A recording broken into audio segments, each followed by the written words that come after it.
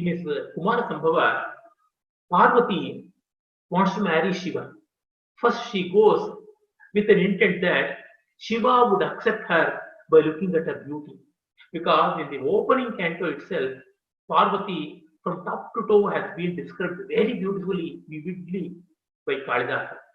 And this became the template for all other poets to describe their heroines. But Kalidasa is the first person to do so. We don't find such description of the heroines of Vyasa and Valmiki in Mahabharata and Ramayana. In Kumara Sambhava, we have such a vivid description of Parvati in first canto. And so she is naturally confident of her beauty. But when she goes to Shiva, Shiva never cared for that. In the end of first canto, Kalidasa says, Parvati was consoled only by the moon, the crescent moon which was on in the matted locks of Shiva. Tachiras Chandrapadaihi, Avachita Balipushpa Vedi Sammarga Daksha, like that in that verse, he says, somehow she was consoled by moon, but by Chandra, but not by Chandrasekhara. That is the suggestion. And Parvati, then she wanted to attract Shiva and wants to prepare so many things. She used to bring water, she used to fetch the 5 sticks, summits, and others. And in the third canto, she comes like a moving creeper, Sancharini, Pallavini, Lateva. Bees were getting attracted by her lotus-like face, and they were coming to her face, and she was driving away those bees by wielding a lotus in her hand. Leela Kamala means a beautiful lotus which was in her hand. It means bees come to flowers, but these bees were driven by flowers, and they were coming to her face. It means her face was much more beautiful than the lotus. That is this Dhvani suggestion. Such a beautiful Parvati. When she came, even Manmata, the god of love, had come to conquer Shiva and wanted to destabilize his inner composure, wanted to shoot his 5 tender arrows. Was taken aback by looking at Shiva. How was she? Mano Navadvara Nishiddha Vrityam Hridivyavasthapya Samadhivashyam Yamaksharam Kshetravido Vidustam Atmanam Atmanyavalokiyantam. Has withdrawn himself. He was in Pranidhana. All the Pancha Prana were sealed. And Atmanam Atmanyavalokiyantam. He was contemplating upon his own self. Aham Brahmasmi. Soham. In that way he was contemplating. And that was such a great, highest stage in Tapasya Yoga Samadhi. Manmata was taken aback and without knowing, unknowingly, his arrows and bow, they slipped from his hand. Then by looking at Parvati, he gained back his confidence. And how was the girdle belt which was used by Parvati? It was a beautiful lotus creeper. He thought it is something like the string of the bow. If his string of his bow string breaks, he can use that. In that sense, he got assurance from Parvati's very presence. When Parvati went to Shiva and wanted to submit a Japamala which was prepared by herself by picking up the seeds of lotuses which were grown in Mandakini, in Devaganga, when she was about to offer, even for a moment, Shiva got disturbed. Even the third eye became cool, the fiery third eye.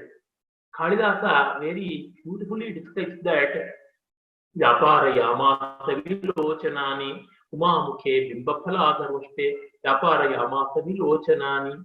All the 3 eyes moved around her lips. But then Manmata thought he is an opportunity, wanted to shoot. But immediately Shiva gained back his composure and saw what's happening. And Krodham Prabho Samhara Samhareti, even before the deities could scream, beg for pardon, Bhasma Avashesham Madanam Chakara. So Manmata was seen as a heap of ashes. But Parvati then, she got offended.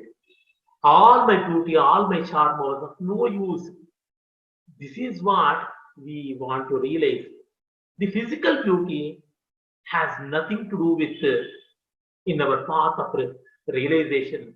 All the physical charm becomes useless. This Annamaya Kosha, unless it is going to realize Anandamaya, there is no use of that.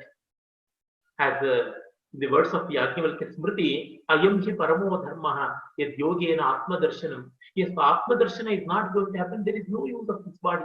Sharira madhyam khru dharma sadhanam. It is adhyam dharma sadhanam. The body should become tool for realization. Parvati was insulted without making any deliberate effort by Shiva. Tatha samaksham dahata manobhavam. In front of her, the Lord of love, Lord of desire was burnt. Means her desire itself was burnt. Then Niminda Rupam Hridayena Parvati. Parvati wholeheartedly chided and wholeheartedly discredited and even discarded, disowned her beauty. Niminda Rupam. She blamed her beauty because Priyesha Saubhagya Phalahi Charuta. The real purpose of beauty is to attract, to make our beloved happy. If our beauty are not appeasing the person whom we love, there is no purpose of this beauty. He wanted to love, she loved and she wanted to marry Shiva. When Shiva is not bothered about her beauty, there is no use of that. Then Yesha Sakartum Avantya Rupatam wanted to make her beauty flawless and fruitful, so she discarded beauty. This is beauty beyond body. Her beauty of her long locks were given to serpents. Serpents are often compared to locks, Nagaveni, Pannagaveni, like that. She gave away her beauty of locks, flight to serpents, and gave away her beauty of smile to flowers. Many times we say smile is compared to flowers. Pushpa Smita, Poonage, as we call in Kannada. Mugul Nage, Mugul in Kannada means flower. And also her beauty of eyes were given to deer.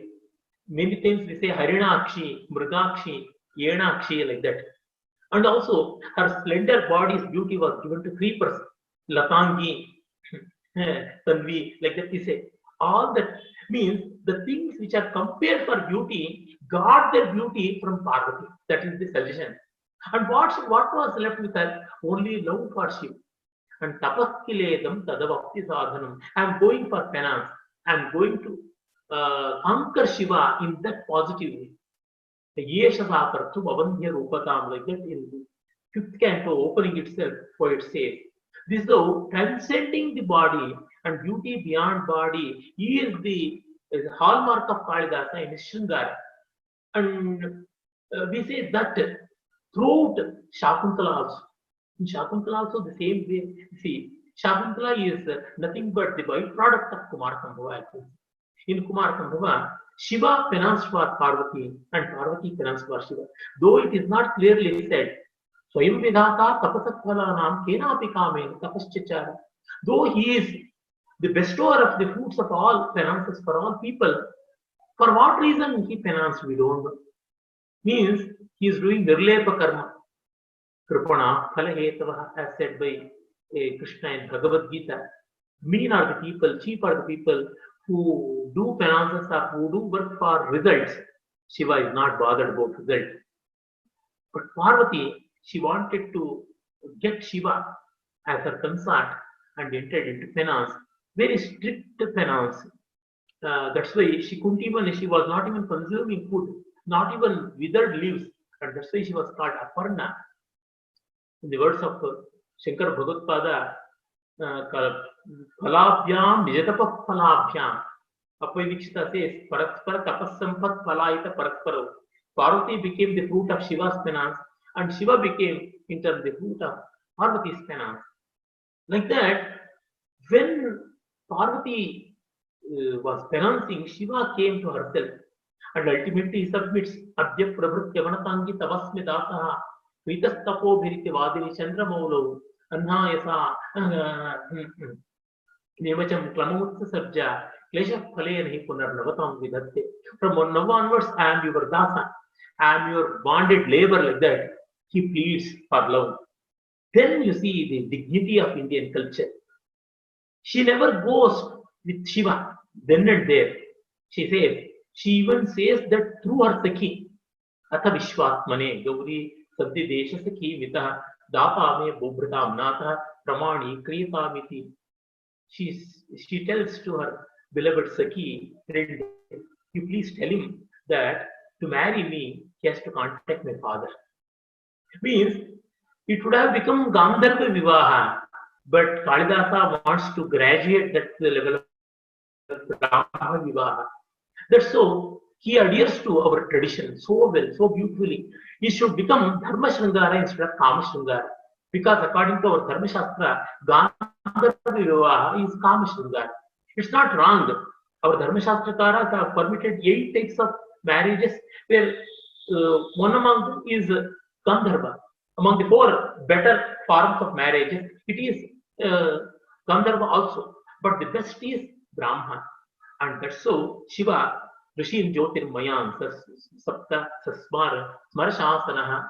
Then he remembered the 7 great seers, Saptarshis. Then Arundhati too comes.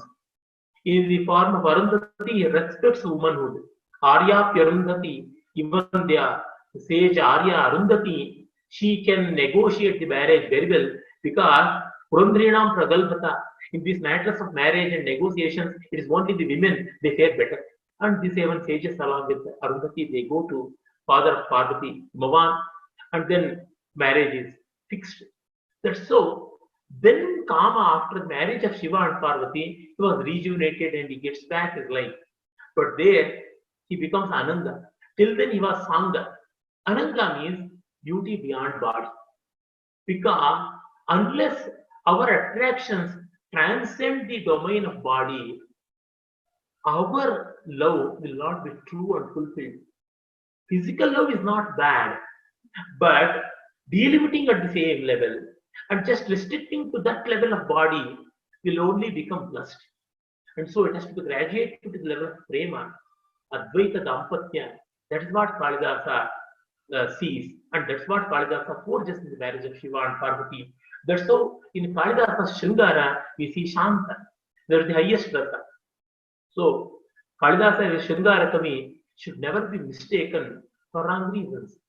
Kalidasa Shringara Kavi, for the right reason, we have to say. Shringara is also called as Shuchi in our Kosha.